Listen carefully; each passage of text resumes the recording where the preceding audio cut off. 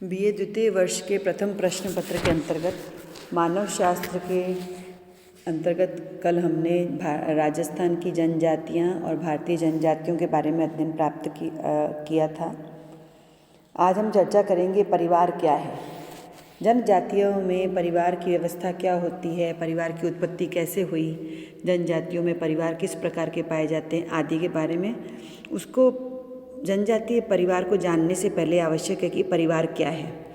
परिवार समाज की आधारभूत इकाई है जो मानव के विकास के सभी स्तरों पर पाई जाती है। चाहे इसके स्वरूप और प्रकार भिन्न भिन्न क्यों न रहे हों, लेकिन ये एक सामाजिक संस्था व समूह के रूप में परिवार अनेक कार्य करता है और ये समाज की धुरी भी है। क्योंकि परिवार में ही सभी प्रकार की आवश्यकताओं की पूर्ति की जाती है, चाहे वे शारीरिक हों, चाहे वे मानसिक हों, चाहे वे मनोवैज्ञानिक हों, चाहे वे आर्थिक हों। सभी प्रकार की आवश्यकताओं की पूर्ति के साथ ही साथ परिवार में गर्भवती माताओं, छोटे शिशुओं, वृद्धजनों की सुरक्षा व देखभाल होती है। परिवार यौन संबंधों के क्रियाओं का नियमन करता है, संतानोत्पत्ति का नियमन करता है और भावनात्मक घनिष्ठता के आधार पर वातावरण पैदा करता है। मेलिनोस्की का कहना है कि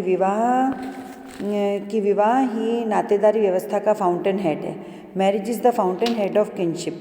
विवाह से एक नया परिवार अस्तित्व में आता है।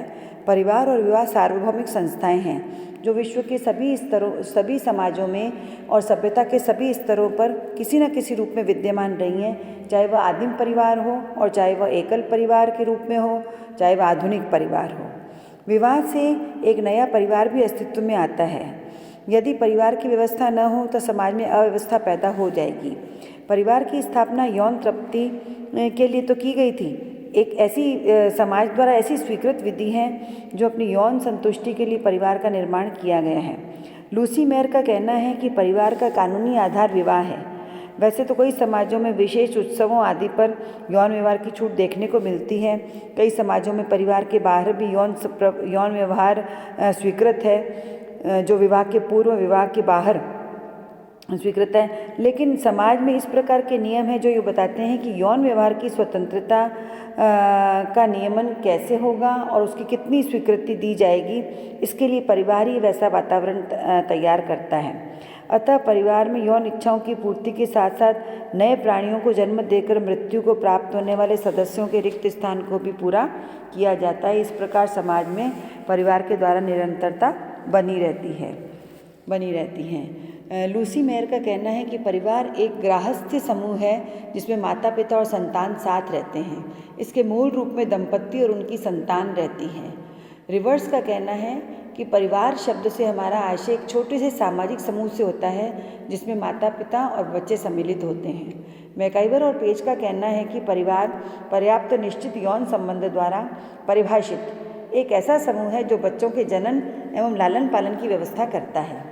परिवार की विभिन्न विद्वानों द्वारा दी गई परिभाषाओं के आधार पर हम कह सकते हैं कि परिवार का निर्माण करने के लिए दो विषम लिंगियों अर्थात दो विपरीत लिंगियों का होना अति आवश्यक है, जिनमें यौन संबंध स्थापित करने की समाज द्वारा स्वीकृति प्राप्त हो। अर्थात परिवार के लिए पति पत्नी का होना आवश्यक है। लेकिन केवल पति पत्नी से ही परिवार का निर्माण पूर्ण नहीं हो जाता, बल्कि उसमें उनके द्वारा पैदा किए गए बच्चे और दत्तक बच्चे भी शामिल होते हैं। कभी कभी परिवार व गृहस्थी के सदस्य एक ही हो सकते हैं। गृहस्थ का उद्देश्य मानव की अनेक आवश्यकताओं की पूर्ति करना है, जैसे भोजन, वस्त्र, आवास की सुविधाएं जुटाना है। इस प्रकार परिवार शिक्षा के द्वारा एक बालक का समाजीकरण भी करता है, संस्कृति को सिखाता है।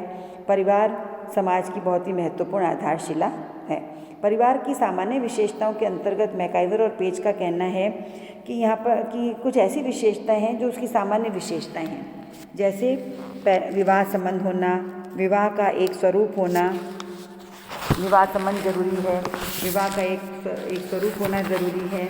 उसके अलावा वंश नाम की एक व्यवस्था होती है, आर्थिक व्यवस्था होती है और परिवार के अंतर्गत उसकी अंतिम सामान्य विशेषता है कि सामान्य निवास होता है, चाहे वह पितृस्थानीय परिवार हो, चाहे वह नवस्थानीय परिवार हो और चाहे वह मातृस्थानीय परिवार हो। इसी प्रकार परिवार की कुछ विशिष्ट विशेषताएं भी मैकाइवर और पेज ने बताई हैं, जैसे सार्वभौमिकता, भावात्मक आधार, रचनात्मक प्रभाव, सीमित आकार, सामाजिक संरचना में केंद्रीय स्थिति, सदस्यों का उत्तरदायित्व, सामाजिक नियंत्रण, परिवार की स्थायी और अस्थायी प्रकृति, ये इसकी कुछ विशेषताएं हैं। इन विशेषताओं के कारण ही परिवार का रूप एक व्यक्ति के जीवन में महत्वपूर्ण भूमिका अदा करता है, क्योंकि परिवार के कुछ ऐसे कार्य हैं जैसे प्राणी शास्त्रीय कार्य, आर्थिक कार्य, मानसिक कार्य, जिनके कारण परिवार एक आवश्यक संस्था है जिसका सदस्य होकर ही व्यक्ति अपने जीवन को पूर्णता प्रदान करता है।